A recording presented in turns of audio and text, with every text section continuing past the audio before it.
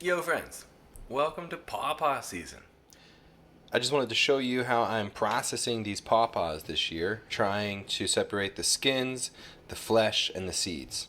Of course, you could always just eat them fresh and spit out the seeds as you're done eating them. But if you want to use the Paw Paws for anything other than eating fresh, in kind of recipes or ice cream, you have to extract the flesh and you have to extract the seeds from the flesh, and that can be quite arduous. I don't think this is the only method or the perfect method by any means, but this definitely saves a ton of time from just hand plucking out every single seed, and I found that I got a lot more flesh out of it. So this is what I'm doing. First up, I'm just taking the Paw Paw and I'm slicing around the skin like you would an avocado. I'm just going through the whole batch and I'm doing all of that and setting them aside, so that way I can focus on the next step entirely on its own. If there's a really gross part here, I'll cut that out.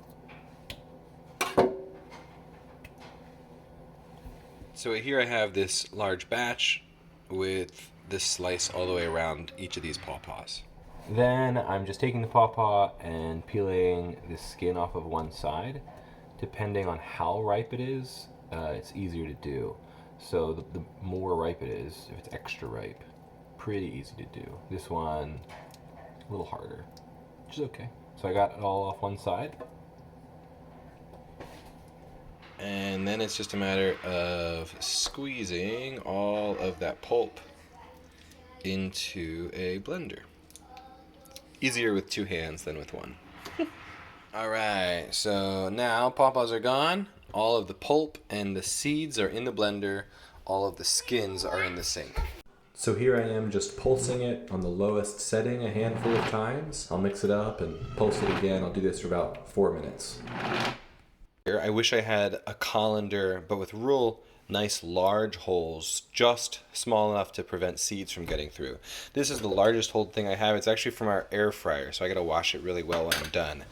Set it over a bowl, and I'm pouring this in and mixing it around to get the pulp to strain through and leave me just the seeds. All right, so I have pulp, I have skins, and I have seeds. The seeds I'll just rinse out some and throw in a bowl with a little bit of water to keep them moist until I'm ready to process them for cold stratification, and I can plant them next spring.